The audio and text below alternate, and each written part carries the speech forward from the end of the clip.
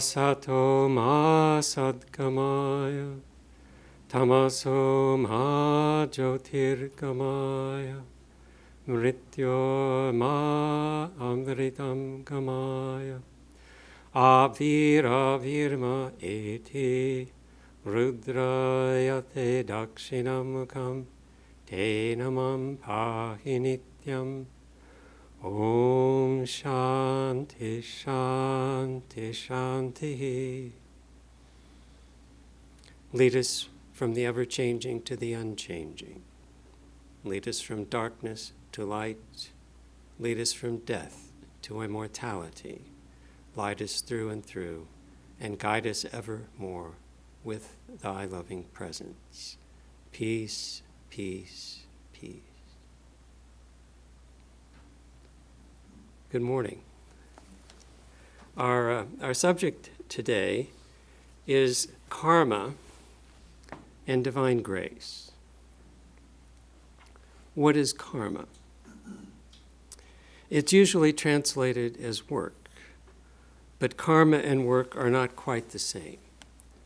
Karma has implication that work does not have. Karma means volitional action. The work that is done deliberately, consciously, with self-determination. And karma covers a wide range of activity of both the body and the mind. What we do with the body is karma. What is perceived by the senses is karma. We see and smell a flower, and hear a bee buzzing around the flower. This would not be considered work, but it is karma. All those sensory perceptions create lasting impressions of the mind, and the more interest we have with them, the deeper the impression. If you deliberately decide to sit quietly, that's not work, but it is karma, because it's a conscious, deliberate choice. Now, if you sit down quietly, deliberately, with the intention of avoiding work, that is also karma. It's not work, but it is karma, and it makes an impression on the mind, and that impression will have a slight tendency to push us in a similar direction. We think with the mind, or deeply feel for a person, or we will something. These functions of the mind are all considered karma and create impressions. There was a POW in the Vietnam War who spent 8 years he was a fighter pilot, shot down, and he was the second prisoner of war taken by the North Vietnamese in the Vietnam War, imprisoned for 8 years. He spent 3 years in solitary confinement, and during that time, in order to maintain his mental equilibrium, he built a house, room by room. He was an engineer, and he'd figured out the load that a wall would need to support the roof that would be over it, the laundry chutes, the electrical, the plumbing. He built a house that he figured would cost $35,000 for his wife. And what did he do when he got home and he was released? He built the home.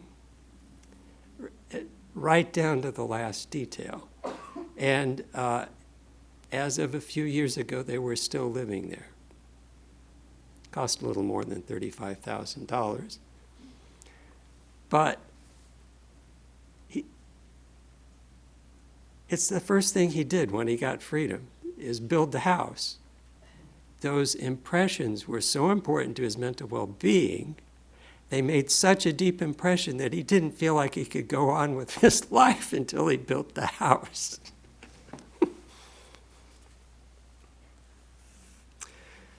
But autonomic functions of the body, like digestion and blood circulation, are not karma. They're involuntary. The will is not involved, and they are not karma. Instinctive or reflex actions are not karma. Sneezing or closing the eyes when something is brought suddenly very close to them are not karma. Going to the doctor, and we don't think, well, when he hits my knee with that little hammer, I'm going to make the knee jump. No, he hits it, and you say, oh, what happened? It's like, who did that? It's not karma. The more interest we take and the more attention we pay to work, a thought, a feeling, or a sensation, the deeper the impression it makes on the mind. And this karma has two effects. There's the tangible and immediate effect. If you feed someone, his stomach is filled, and concomitantly you feel some satisfaction for having fed him. But in addition to the immediate effect, karma produces an impression on the mind. We're constantly gathering impressions from our activities, including our perceptions through the senses and our thoughts and our intentions.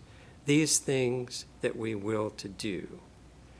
And we're rather cavalier about how we gather and make these impressions. You sit down to relax in front of the television or to surf the internet, and to the extent that we take an interest in what we're looking at, it's karma, and those are making impressions on the mind.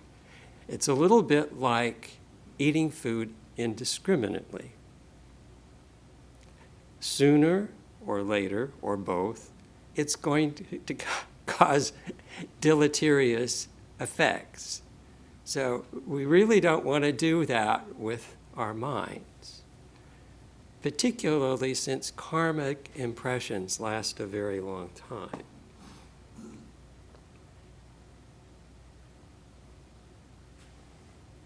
Out of the impressions that we're getting constantly, our disposition is created. Out of these impressions, we develop talents like playing an instrument or hitting a baseball. In this way, our memories, our talents, our inclinations, our dispositions come out of these karmic impressions, samskaras in Sanskrit. The second effect of the karmic impressions is more subtle. Karmic impressions are stored in the mind as very subtle moral forces that become, in the course of time, retributive forces. Vivekananda uses the illustration of a pebble that's dropped into a pond. The immediate effect is a little splash and a little ripple that goes out across the pond. But while this is going on, the pebble is sinking to the bottom of the pond.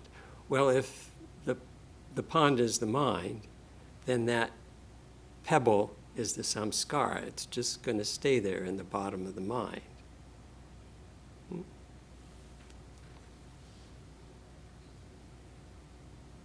At some time in the future, and it may be the very far distant future, these forces, the samskaras, become activated and create favorable or unfavorable situations for us.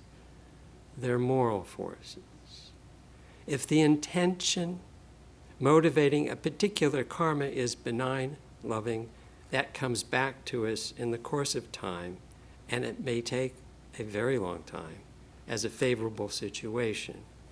The opposite is true if the motive associated with karma is negative, arising from malicious feelings. That comes back to us as an unfavorable situation. Now, apart from the impressions that create our disposition and so forth, apart from these, we collect another set of impressions as moral forces. They're pebbles waiting at the bottom of the pond of the mind, waiting for some situation to call them forth.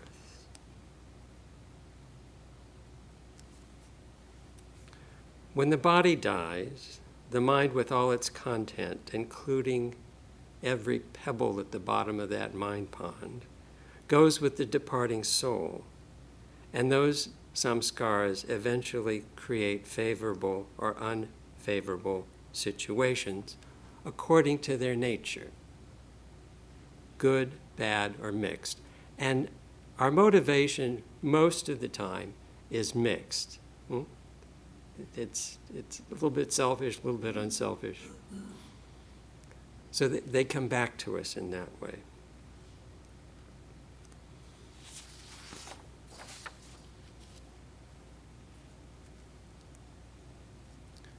Death can't nullify these pebbles. Distance can't avert it.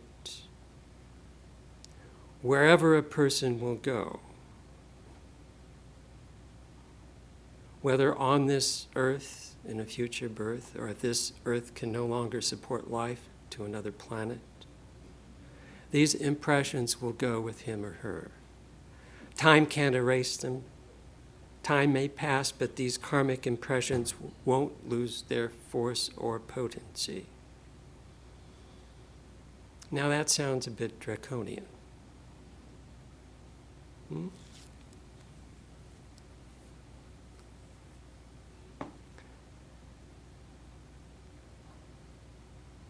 We're setting it up now for divine grace. In fact, if you look at the cosmology of Vedanta, these little pebbles that we throw into the mind lake can be more durable than the universe. According to Vedantic cosmology, this creation is cyclic. The day of Brahman lasts billions of years. It's on about the same order of magnitude as current speculations about the life of the universe. And the night of Brahman, everything goes into cold storage for about the same length of time. Well, what happens to the souls that haven't been liberated? Their subtle bodies go into cold storage along with the rest of the universe, and they come back up in the next cycle.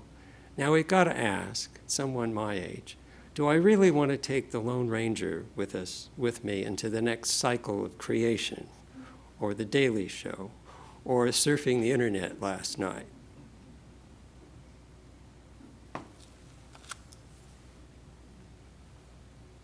This aspect of karma makes everything that we do, say, think, feel, see, hear, or imagine with intention, with interest, important. Nothing is irrelevant because we carry the samskara until we're liberated. Now I want to take a little interlude here.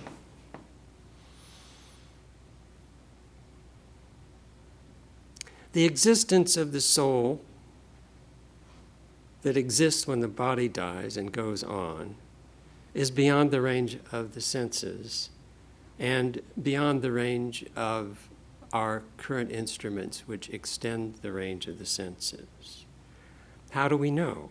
How do we know that our good actions come back to us in the future? How do we know that the soul reincarnates?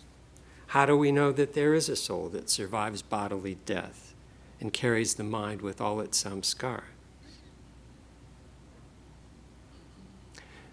The subtle truths are beyond the range of our senses, and we know about it and the law of karma from the testimony of the Vedas and the Upanishads and the Yoga Sutras, and the testimony of a host of succeeding Hindu sages. Like the truth Atman is Brahman, the law of karma is testimony from beyond the range of the senses. Now, our current world culture and mass education, which is at least 200 years old, honors truth that can be verified through the senses above all else. Is there any evidence from our time here and now that corroborates some aspects of the law of karma? I think there is, and I'd like to talk about it for a few minutes. And what I want to talk about is the near-death experience and the associated panoramic life review, which has been studied starting in about 1988 in a kind of a rigorous way. And I would like to talk about the work of a Dutch cardiologist named Pim van Lommel.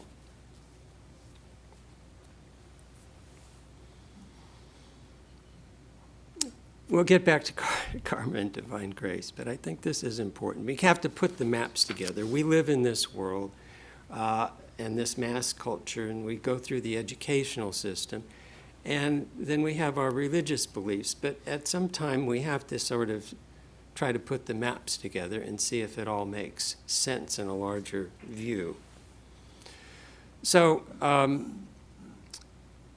he was getting his medical training in the late 60s, cardiac defibrillation, if I pronounced that right, had just become available in the Netherlands in 1967. In 1969, he happened to be attending a patient who went into cardiac arrest, and the heart was stopped for 4 minutes, and then there was an intervention. He came back, and rather than being excited and elated that he was alive, he was really very disappointed because he had been in this glorious place that was better than anything he'd known in this life.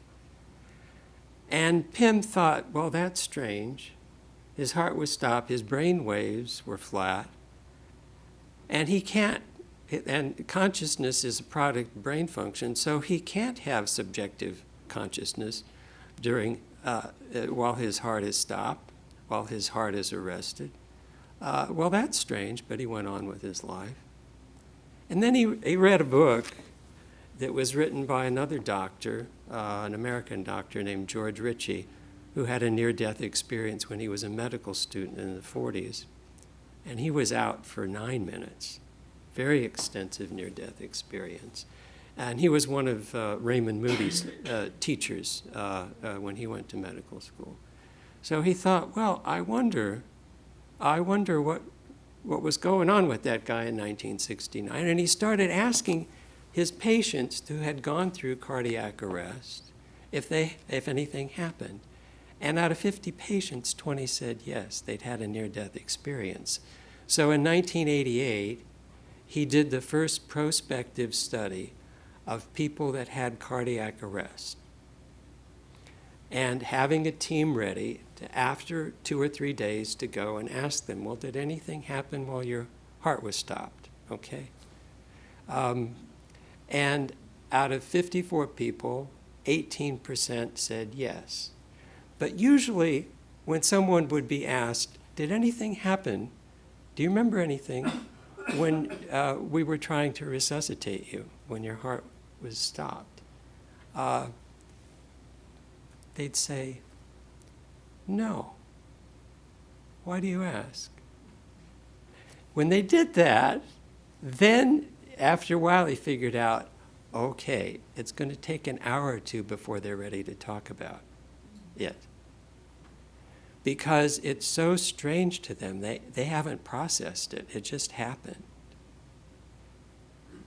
And the interviewer has to be receptive to it. So these people all had to be trained. They're not prompting them. And there was no correlation between educational background, social status. None of these markers that I looked into could predict who would have a religious belief, who would have a near-death experience, and who would not.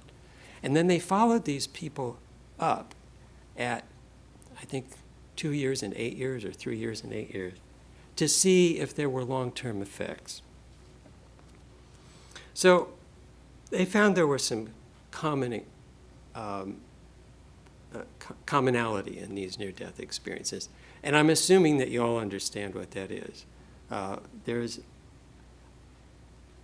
a heightened awareness, even more than our normal awareness, while the heart is stopped. And it's a very emotive experience.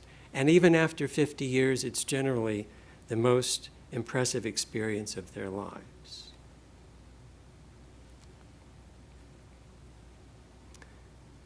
And it should be impossible if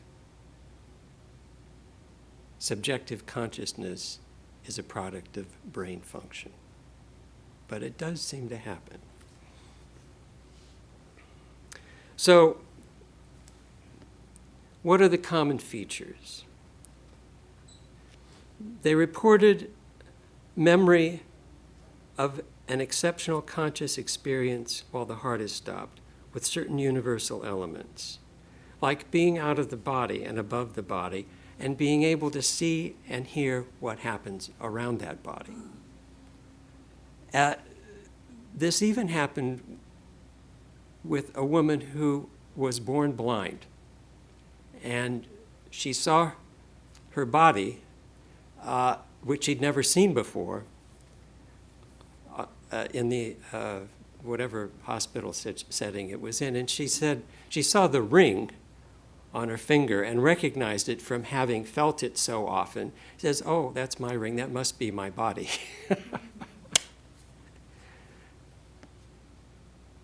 Second, there's no pain anymore. Third, they come to a dark room and a tunnel that leads to a glorious light and another world of unspeakable beauty. And then there's a life review. It's called a panoramic life review because you see everything in your life all at once. Now, there are other elements, but I'd like to concentrate on the panoramic life review as it relates to karma. All acts, words, thoughts, and feelings that the person has ever had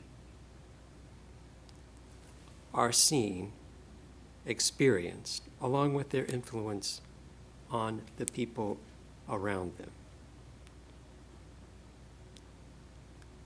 They experience all acts from the past, even as a child or a baby. One lady said she took something from her little sister and at the same time felt the sorrow that her little sister felt when that happened. So it's not just a review of as you experienced it. It's a review with everything contemporaneously present, but connected to everyone that was involved. And what's clear is it's a moral life review. You see if you gave love or if you didn't give love in each situation. And coming back from it, people understood that this is the most important thing about life. Whether we're giving love or not giving love in any particular situation. Okay. We'll take questions and discussions after the lecture's over. Not a question, would you speak a little louder, please? Okay. I'll try. There are speakers back there. If you move back about 3 or 4 rows, you'll hear better.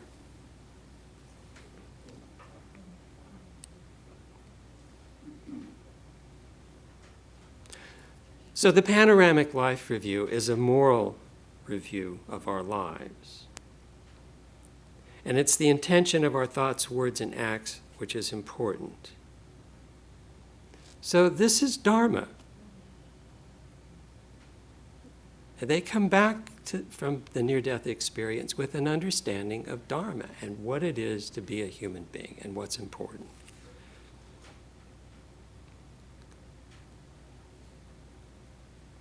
And an insight comes to know how you should change if you want to do it better, if you want to live your life better.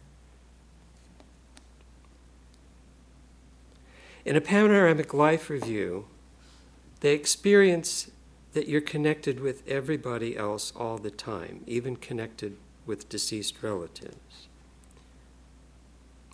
And they feel they're always connected. So some people say this is an experience of unity, an experience of oneness. And when they come back, they still have the same feeling, that they're connected with everything and everybody and the planet and nature.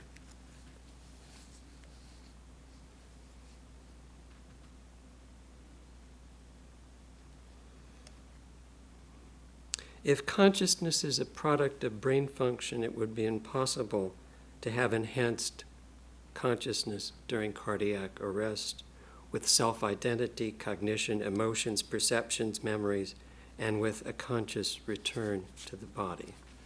The brain waves go flat 15 seconds after the heart stops. Most people who have the near-death experience lose their fear of death. In that experience, death wasn't death, but another way of life. Their consciousness went on as the body was dying. And they're confident in the continuity of their consciousness because they experienced it. It's not a belief anymore. So this is one thing that stayed with them in the follow-up studies, the follow-up interviews, and they used the other people that had had cardiac arrest but not had a near-death experience as controls.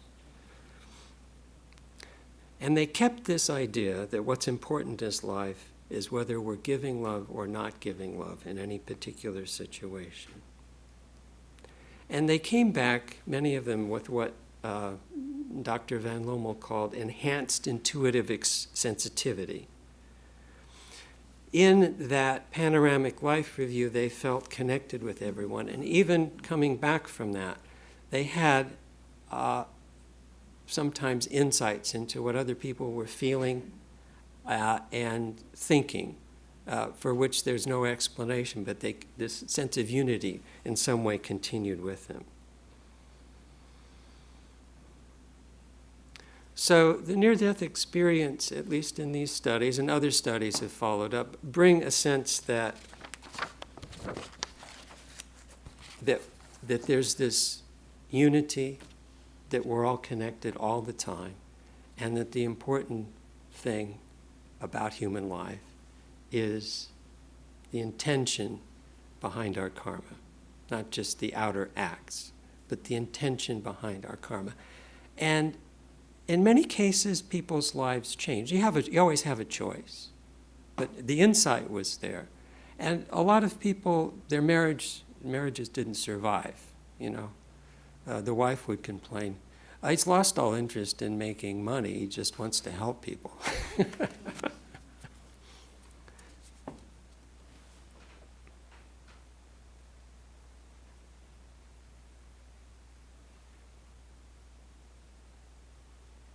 So the law of karma is justice, and justice is conditional. If we do any good deed, we're rewarded. If we do anything wrong, we're punished.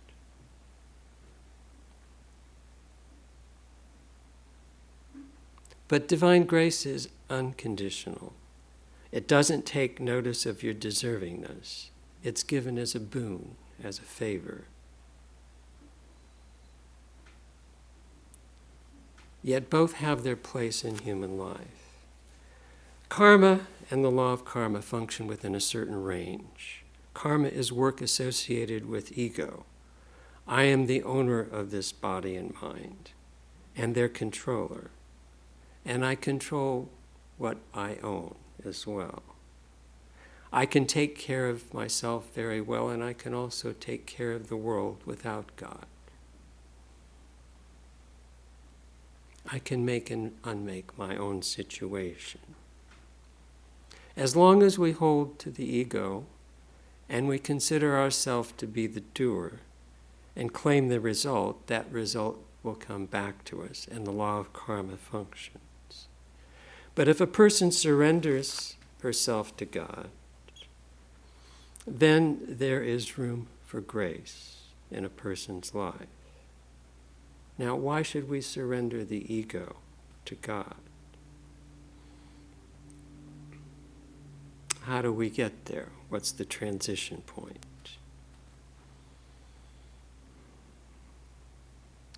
Well, experience teaches us in the near-death experience, it's quite a sudden and enormous teaching all at once with great vividness.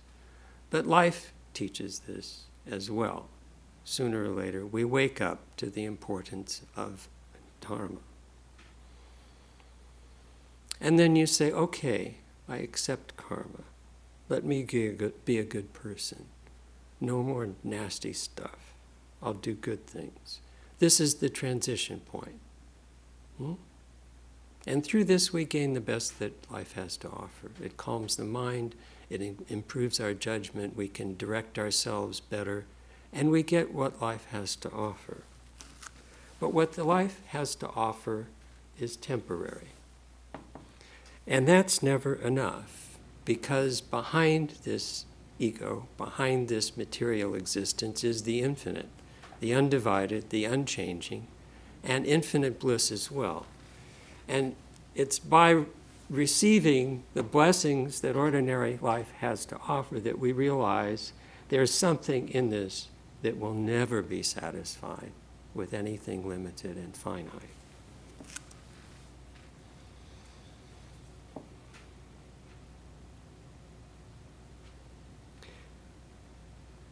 If we really think that we should have complete freedom, then our heart seeks that which is everlasting, and we can't remain satisfied with relativity. Karma is time-bound, with a beginning and end, and nothing non-eternal can lead to the eternal. Karma, work associated with ego and ownership, must keep us in the drama of birth and death.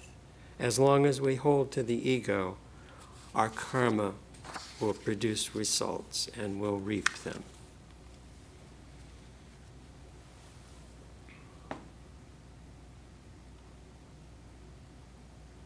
When we realize the situation, then we try to lift our thought to something higher, something that is eternal. Christ ran into a young, wealthy man, and this young man addressed him, "Good master, how do I inherit everlasting life?" And Christ said, "Why do you call me good? God alone is good, beyond all relativity, beyond all evil." When we realize in our hearts the limitation of relative existence and seek God, then we try to find the cause that keeps us bound in this relative existence. It's not work that binds us, but work associated with the ego.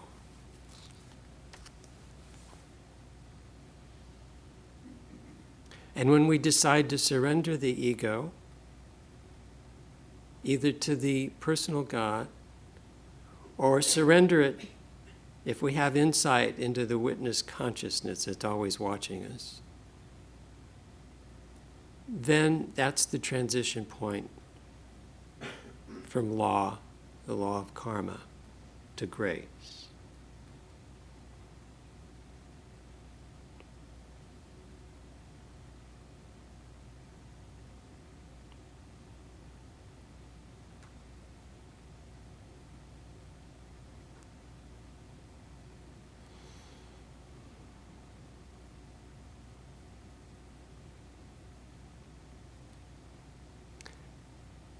St. Paul says in his letter to the Romans, "For sin shall no more have dominion over you, for you are not under law, but under grace." This happens at the transition point. When we decide to surrender to the divine, to the higher self, or to the divine being that controls the universe, sin shall not have dominion over you, because sin will not produce a binding effect of impressions, merit or demerit. And there's another reason. When we surrender this ego and work in the name of God, we can't act improperly. The effort to surrender the ego attenuates our selfish tendencies. No one will hurt another person unselfishly or hoodwink them unselfishly. When we detach from the relative values, as the identification with the ego, with the body-mind complex decreases, and our awareness shifts to the higher dimension of being human, beauty, wealth, fame, knowledge were ends in themselves, but their value pales compared to the unlimited joy and blessedness of the divine. Every relative value becomes instrumental and not ultimate.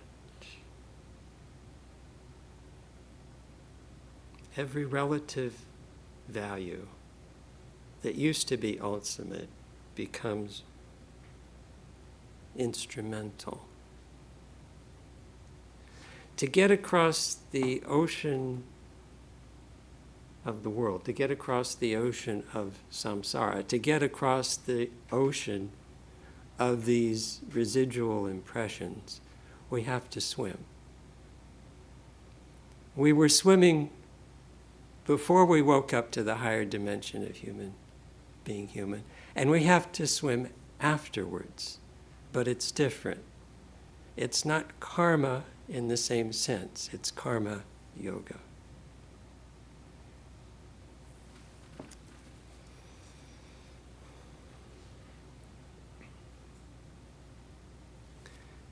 The attitude towards everything in life changes. We can't be attached to anything time-bound as ultimate.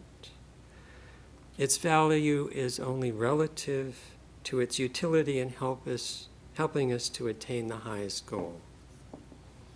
Until a person thinks of God as the supreme goal, he or she can't practice detachment in the true sense. This shift of awareness comes from the reality of the ego identification with the body and mind changes to the reality of the infinite spirit that stands behind the ego and supports the ego through its shifting changes. Okay, that's the shift that takes us into karma yoga. So the near-death experience for the people that were studied shifts their understanding of human life to a moral drama and moves them in the direction of dharma as the primary value in life, which is completely consonant with the Hindu view of life. According to Hinduism, the one universal duty of all human beings, past, present, future, regardless of any characteristic that seems to differentiate us, is the practice of dharma. Cultivating fellow feeling towards our fellow beings and overcoming anti-feeling towards our fellow beings. This is exactly the lesson that comes out of the panoramic life experience, or life review. So the near-death experience can bring people up to the practice of dharma, but it doesn't necessarily shift them to that dimension where they're seeking moksha or liberation. This comes with experience.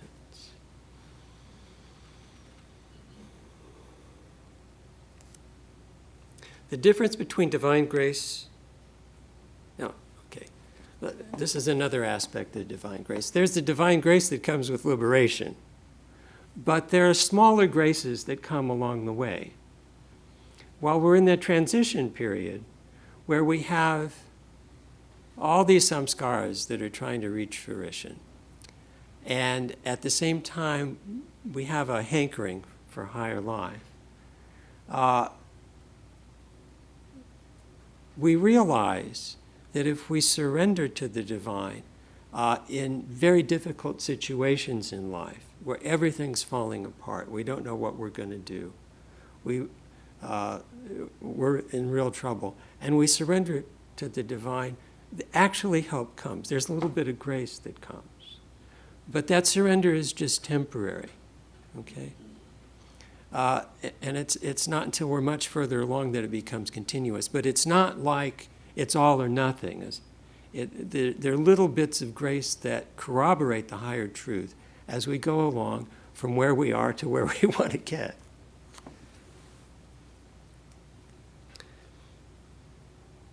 If we pray for wealth or pleasure, health, beauty, or whatever. We can gain those through worship and prayer, but these are not the real grace of God because they don't give us complete freedom.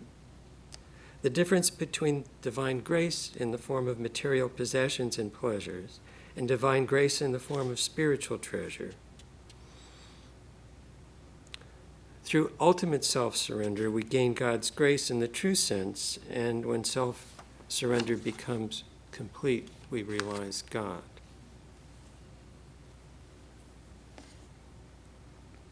Now, to say that those pebbles are going to remain in the bottom of the lake of the mind forever does not mean that karma is inevitable. It doesn't mean that nothing can be done about it. It is only inevitable if those pebbles are left to themselves. Those pebbles won't die of themselves. They'll be with us wherever we go, even after death, but they can be counteracted or mitigated.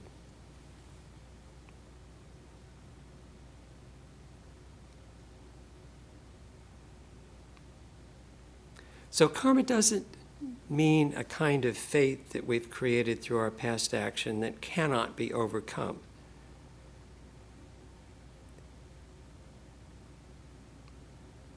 It waits passively for an opportunity to be re-energized. It doesn't go out to anyone and say, okay, I'm the samskara, please help me reach fruition. It just sort of happens. Karma is not inevitable because the ego is not the real agent of work. The real agent is free. The real agent is the Atman that stands behind the ego. By using the body and mind as his instrument, there is a certain amount of freedom that is manifest to change the body and the mind. The reason that karma, the cause and effect of karma, isn't a perfect trap is because the nature, our own nature as the Atman, and the nature of reality is infinite freedom, consciousness, and bliss. And that freedom cannot be completely subdued by karma.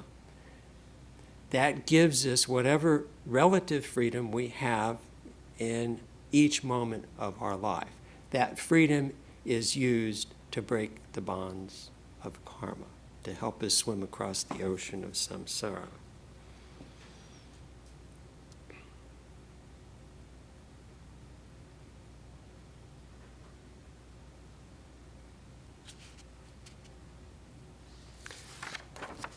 So in spite of, we can't make ourselves 7 feet tall. I mean, we have a certain height. So that karma, there's not much we can do about it. But we can do a great deal about mental handicaps.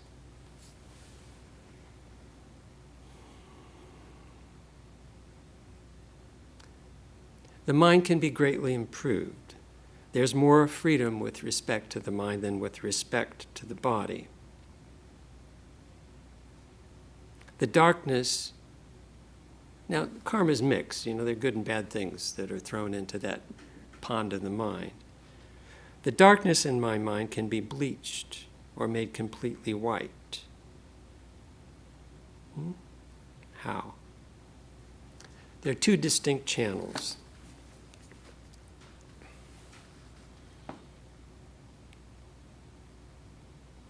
The first one is that karma leads us to certain activities. We're born in a particular body with a mind that has certain tendencies and desires that impel us to certain activities. One of our devotees had 3 daughters, and at a certain age she took each daughter to ballet lessons.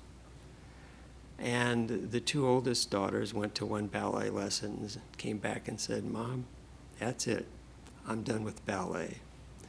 The 3rd daughter became a professional ballerina. How do you account for that? The strength of past samskaras are very different.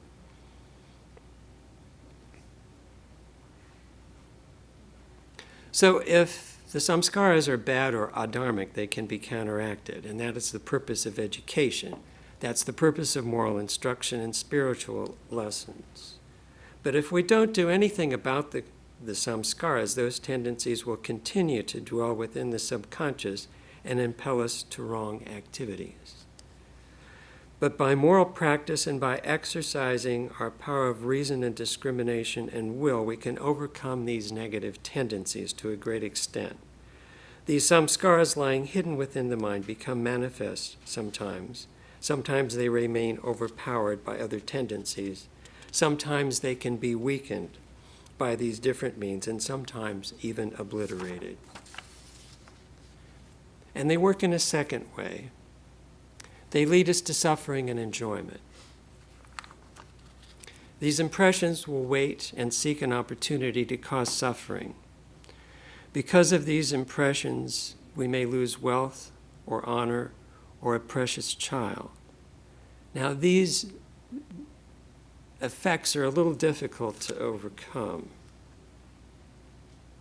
or to counteract.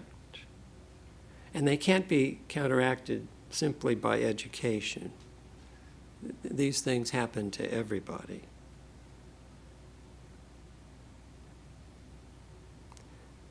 But our reaction to them is mitigated by our attitude towards our life and our self-understanding. The pain that's caused psychologically is there in an attenuated way when we're looking at higher goals in our life, when we're seeking the highest. These things happen to us, but they don't have the same negative effect on our mind. There's a stabilizing factor that comes through our awareness of our higher dimension of human beings that kicks in these difficult times and changes our reactions and the suffering that we would have had normally had our life outlook not changed. And Holy Mother said that if you're a devotee and your samskaras have slated that you break your leg, something's got to happen. But it might be just a scratch. So these things can be attenuated when our outlook changed. Not just our reaction to challenging situations, but actually what the situation is that happens. I recall one incident, again with Holy Mother. There was a monk who was in the training stage. He wasn't nearly ready for sannyas or final vows. And she instructed him, go to Swami Brahmananda and get final vows, become a Swami. Go to him and tell him I said that. And he went to Swami Brahmananda. He quoted Holy Mother. Swami Brahmananda gave him final monastic vows. And later, Holy Mother happened to mention in conversation, she said he was supposed to die then. By taking final monastic vows from Rakal at that time, that karma was mitigated. So, the moral of this story, if you have a chance to be around Holy Mother, do it. Of course, she's not around physically, but we can do it mentally. We can do it here in our hearts as well.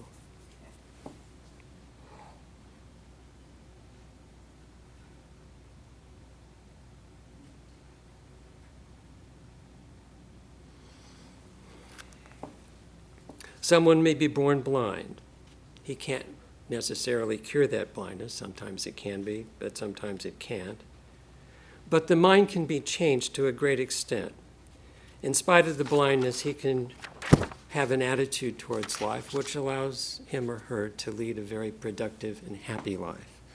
There was a very intelligent blind man who came to Swami Lokeshwarananda at Narendrapur. And he said, I'd like to be educated. They gave him some tests and said, okay, let's give it a try. So he did very well. And then they set up an academy for blind boys that taught them singing and playing instruments and all kinds of things at Narendrapur.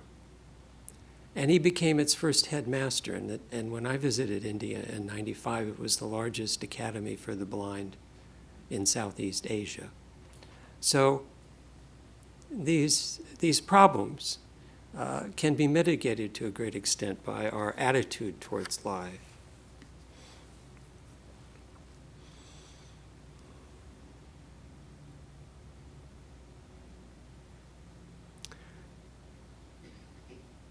So we said that these pebbles, these samskaras in the lake of the mind, they're a bit like seeds. Just as a peach seed won't go forth seeking sunshine or fertilizer or good soil or rain, the karmic seed is like that. But unlike a peach seed, the karmic seed, the samskara, won't rot. This is the difference between an organic seed and a karmic seed. But the similarity is, just as the plant seed doesn't go out seeking help for germination, the karmic impression doesn't go out looking to reach fruition.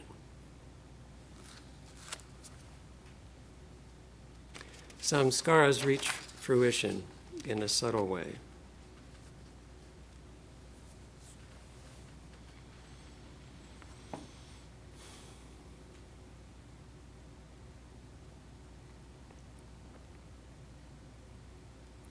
So karma,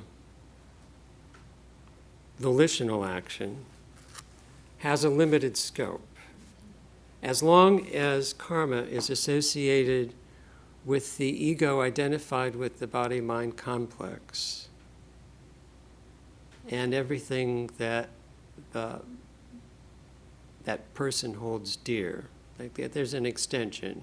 It starts with the body-mind complex, then it goes out to house and home and relatives, and this idea of ownership is very tricky.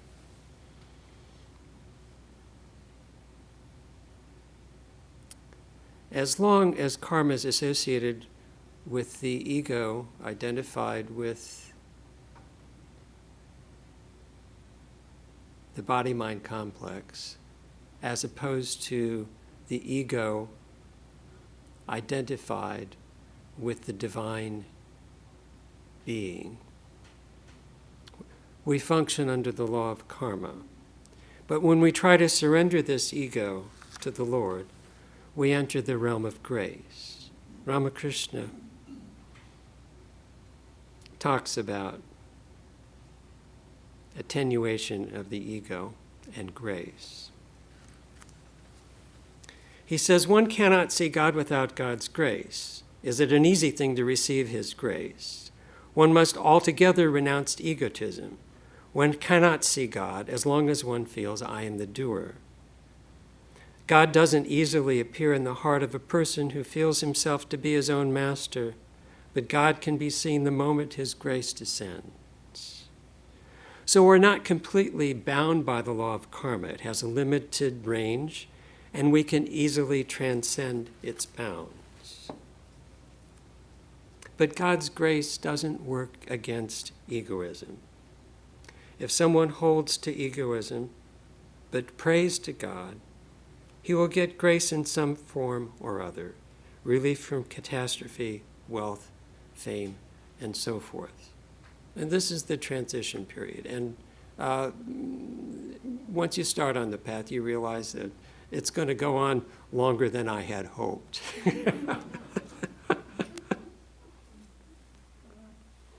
I remember Bob Berninger came here in 1952, and he lived here, our time here overlapped, and he said, and when I found Vedanta, he'd been a radio gunner in a B-24 during World War II, and he was disillusioned with duality. And when he found out about Vedanta, he says, this is it. He says, I'll be out of this in 6 months. So he quit making any effort to remember anything that happened. He says, I'll be gone in 6 months. I'll be liberated. And, as the years rolled by, he says, well, I guess I'll have to pay more attention.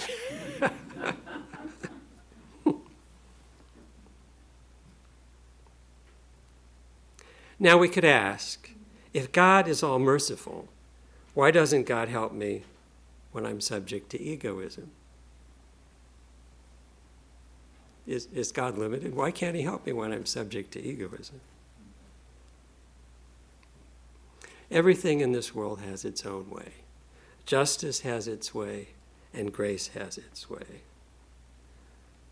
Grace can't face defiance. If we hold to the ego and somehow or other defy God or deny God or ignore God, I can get along very well without God. This is not the proper place for grace to function. This is the place for justice and the law of karma. And then back to Sri Ramakrishna. Suppose, in a family, a man has taken charge of the storeroom. Then if someone asks the master of the house, "Sir, will you kindly give me something from your storeroom with your own hand?" The master of the house says, "Well, there's some guy in there already in the storeroom. What can I do?"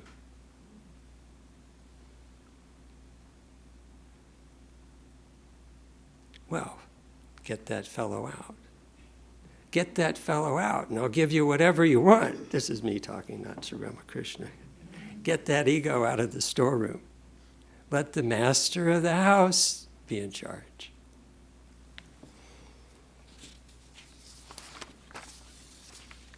As long as we hold to the ego and try to defend ourselves by hook or crook, we're under the subjugation of law. This is the way the human world works. We're under law and justice, and that takes care of us. When you try to find all kinds of defense mechanisms to defend ourselves, we're in the domain of justice. But when we surrender to the supreme authority, say in the court, and implore mercy, then mercy can come. There's Ramakrishna's story of the weaver, which I won't repeat, but it's very instructive.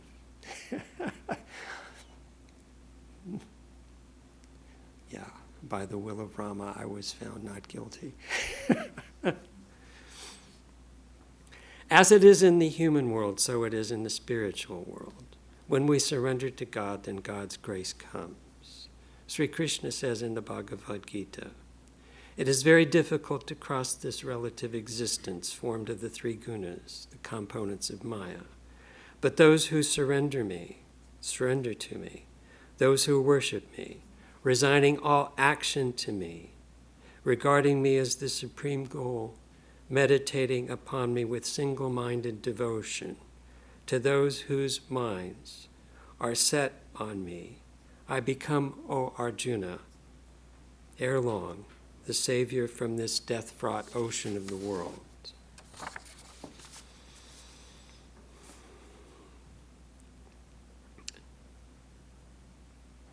God's grace is always there. It needs some opening, and this ego blocks the way. Just as sunlight and the breeze are trying to enter this chapel, if we keep all the doors and windows shut tight and the blinds and drapes drawn, the sun and the wind can't enter.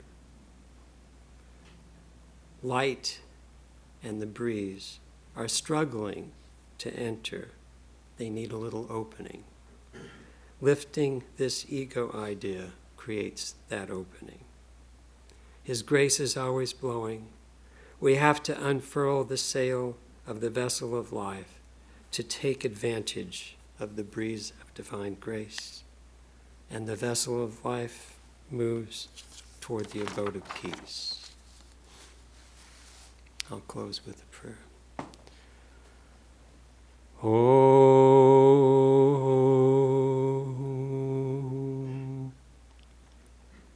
Purnamada Purnamidam Purnat Purnamudachyate Purnasya Purnamadaya Purnameva Vashishyate. Om Shanti Shanti Shanti. This ever-changing, interdependent universe of things and beings is infinite. That unchanging, self-existent, spiritual reality is infinite. This ever-changing universe, having come from that unchanging spiritual reality, that reality remains undivided, unchanged, perfect, complete, infinite. Peace, peace, peace.